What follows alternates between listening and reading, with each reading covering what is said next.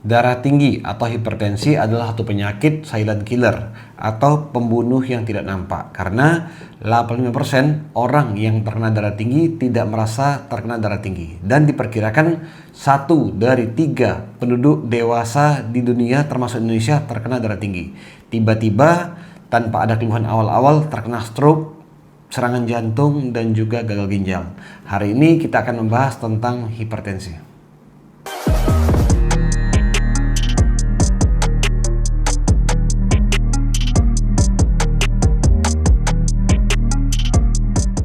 Hello, welcome back to Tanya Dokter Amar Channel. Teman-teman, hari ini kita akan membahas tentang darah tinggi. Jadi darah tinggi itu adalah suatu penyakit di mana tekanan darah lebih dari 140/90. Tetapi belum tentu kita sekali tensi tinggi itu berarti penyakit darah tinggi. Bisa juga kita bisa kurang tidur, ya, takut pas di tensi. Itu juga bisa tensi tinggi. Tetapi apabila setelah diulang-ulang tensinya tetap tinggi, itu berarti darah tinggi, ya. Jadi darah tinggi ini penyebabnya banyak. Salah satunya adalah faktor keturunan, ya.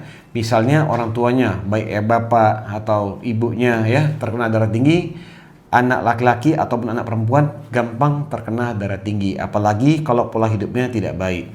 Yang kedua adalah pola hidup, ya, seperti contohnya makanan. Nah, di sini siapa nih yang suka makan asin-asin? Jadi batas kita makan garam itu satu hari adalah di bawah dari 5 gram per hari, ya.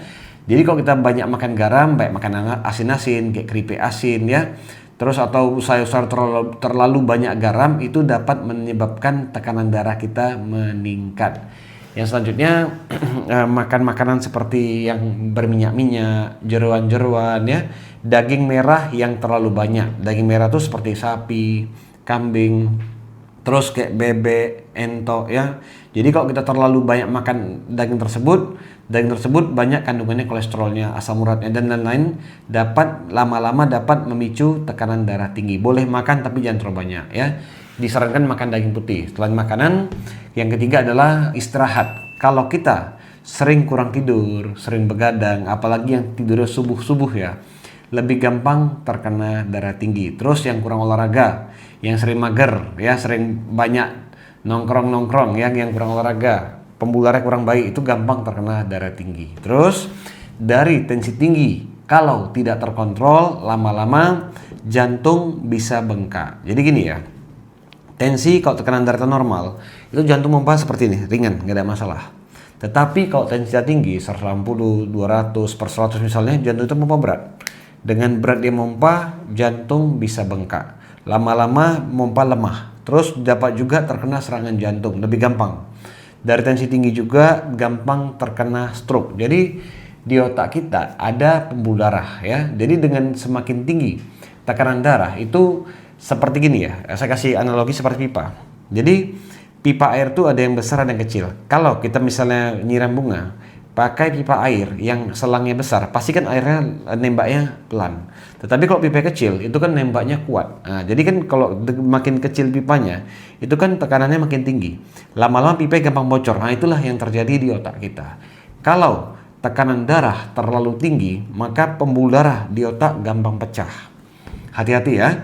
Selanjutnya di ginjal. Ginjal juga salah satu organ yang kandungan pembuluh darahnya paling banyak. Diperkirakan 70% sampai 80%, bahkan lebih, kandungan dari ginjal itu adalah pembuluh darah. Dengan tensi yang tinggi, pembuluh darah di ginjal itu gampang terganggu, inflamasi. Lama-lama ginjal dapat mengecil, rusak, concreted ginjalnya. Jadi bisa gagal ginjal. Jadi sering juga pasien datang ke klinik tempat kita, kan, dia keluhannya mual-mual. Setelah dicek tensinya tinggi, ternyata dia bukan lagi mual biasa, tetapi gara-gara gangguan ginjal. Penyebabnya apa? Penyebabnya adalah darah tinggi.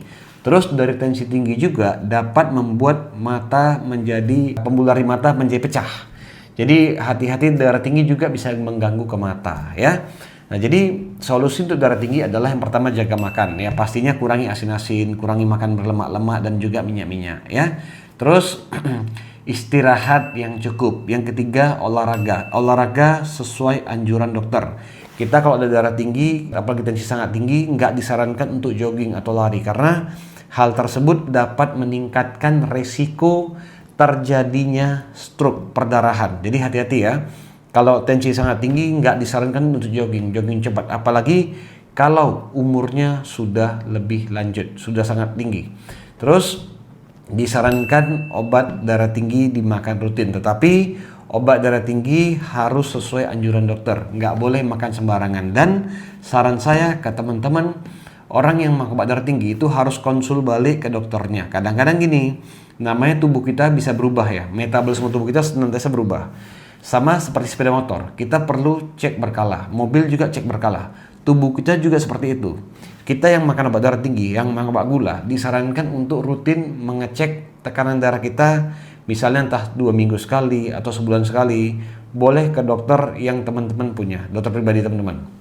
Jadi kesimpulan adalah darah tinggi itu adalah penyakit silent killer, di mana kita nggak tahu tekanan darah kita tinggi, tetapi tiba-tiba terkena serangan jantung, stroke, gangguan ginjal, mata, dan penyakit-penyakit lainnya. Jadi mulai sekarang kenali, sering-seringlah cek tekanan darahnya, dimanapun boleh, nggak ada masalah. Dan kalau memang tekanan darah kita tinggi, disarankan konsul ke dokter dan makan obat rutin. Kalau setelah jaga pola makan, setelah olahraga dia juga nggak turun, disarankan atau diwajibkan makan obat secara rutin.